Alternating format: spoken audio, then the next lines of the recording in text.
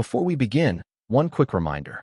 If you enjoy the greatest estate developer side stories and chapter explanations, make sure to also subscribe to my other channel, Pages with Sidra 2.0.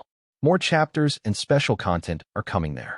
Now let's begin Chapter 220, Untold Story. Her Majesty's Taste is? This side story takes place right after the Winter Heart rampage incident. The scene opens in Magenta, the royal capital. Inside the palace, Queen Alicia sits upon her throne. Kneeling before her is Lloyd.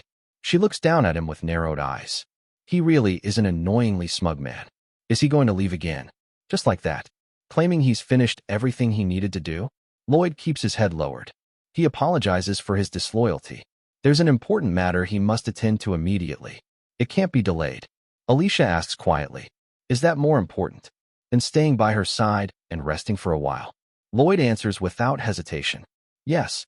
Those words sting, but Alicia hides it. She tells him to go. She'll wait. As Lloyd looks up at her, his cheeks are slightly red. Time passes. Night falls. Alicia walks through the palace hallway, her thoughts refusing to settle. His face definitely turned red, didn't it? He must have understood something, right? That's why he blushed. But then doubt creeps in. What if his face was just red because he was tired? Does he even see her as a woman? They say men like women they want to protect. She isn't really that type. Wait, something's wrong. She's the queen. Why is she even worrying about something like this? Her imagination suddenly runs wild. She pictures an old king shouting arrogantly, "I'm the king. Marry me." Right. She's someone who can do that. She doesn't need to consider the other person's feelings. She can just. Her thoughts jump again. In her imagination, she's wearing a wedding dress, pointing at Lloyd. "Hey, potato, marry me." That's all she needs to do. Or is it? Alicia opens her eyes. No, it's not that simple. That potato is the strongest potato in the world. Her imagination spirals out of control. She pictures Lloyd crying dramatically, shouting at the top of his lungs. "No, I'll marry the person I love. I won't marry you. I won't marry you." Then chaos. Dragons. Summon monsters. Non-human allies rampaging through the capital. All for Lloyd. She jolts back to reality. No, he wouldn't go that far. Wouldn't anyone be happy if someone asked to marry them? Besides, that potato isn't even popular with women. The scene shifts. Queen Alicia is practicing swordsmanship, swinging her blade with visible frustration. Inside her head, her thoughts boil over. He's not even popular.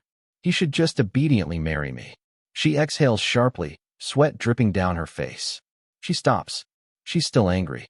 What should she do? Then, an idea strikes her. The scene changes again. Alicia sits alone, writing something on a sheet of paper. She writes, pauses, then tears it up. Again and again, papers pile up on the floor around her. She keeps rewriting, discarding, and starting over, until finally, she stops. She looks at what she's made and smiles. The next day, a minister stands before Queen Alicia as she sits calmly in her chair. He reports that they've successfully obtained statues from the far eastern lands. However, transporting them will require crossing the sea twice, so it will take time. Alicia praises the work. The minister bows and prepares to leave. But Alicia stops him. There's something she wants to ask. She pulls out a sheet of paper. On it is a portrait of a handsome man. She asks him, "Who does this look like?" The minister examines it carefully. He praises the painting, saying he can feel the artist's affection. He asks who painted it. Alicia cuts him off. "That's not important. Who does it look like?" The minister leans in closer. He hesitates, then answers honestly. He's never seen such a handsome man before. Alicia frowns. No, he knows this person too. She tells him to look carefully. Think again. The minister apologizes. He truly has no idea who it is. That's when Alicia reveals the answer. This is a portrait of the meritorious subject, Lloyd Frontera. Doesn't it resemble him? The minister freezes, then explodes in outrage. Which painter in the palace dared to do this? It doesn't resemble Lloyd Frontera in the slightest. He goes on a merciless rant. Lloyd is sly, with a twisted mouth that looks torn wide open. Creepy eyes. Deep smile lines. Facial features placed so ambiguously you can't even pin them down.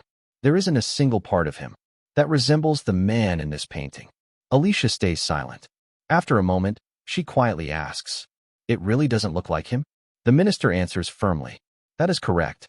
He continues, It's as if God bestowed Lloyd with every possible power, spent it all on competence, and didn't invest even a single grain into his looks. Alicia's expression stiffens. The minister keeps going. His eyes are shaped like those of a vulgar snake. Alicia interrupts. Never mind. Leave. The minister isn't done yet. He starts talking about Lloyd's teeth. Too many, like a demon's. That's enough. Leave. The minister finally exits. Left alone, Alicia lowers her gaze. She thinks quietly to herself. He's not that bad. If he doesn't deliberately make weird expressions, he's not ugly to that extent. Sometime later, Queen Alicia is eating her meal in silence. A middle-aged attendant nervously speaks up, warning her that thinking about such things during a meal isn't good for digestion.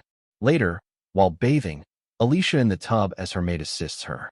Suddenly, Alicia asks a casual, but dangerous, question.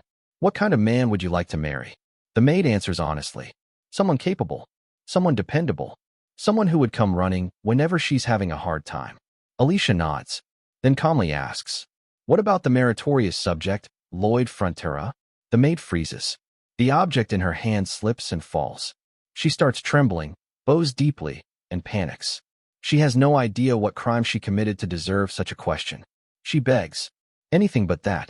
She would rather stay alone forever. Alicia's expression stiffens. Later, Alicia sits alone, staring out the window. Somewhere, in another world, there must be someone who thinks the same way she does. The scene shifts to the training arena. Alicia has placed Lloyd's portrait onto a straw dummy. She raises her sword, preparing to slash, but pauses. As she looks at the portrait, she thinks quietly. No matter how she looks at it, it looks exactly like his face. When he's expressionless, he's definitely not ugly. Later, during another meal, Alicia turns to her chief attendant. She has something to ask.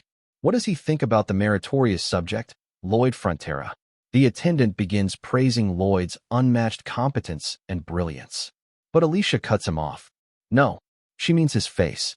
Sweat beads on the attendant's forehead. That night, Alicia lies on her bed, gazing at the moon. Inside her heart, she speaks softly. Pitiful man. To everyone else, you're the ugliest man in the world. But I know you have a warmer heart than anyone. A stronger sense of responsibility than anyone. Honestly, it's because you scrunch your face up like that all the time that people remember only that expression and call you ugly.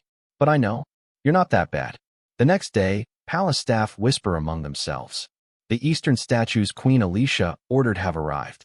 She was pleased. So pleased that she had them placed along the passage to her office. Still, they can't help wondering. Why does Her Majesty say, only ugly, potato-like things are beautiful?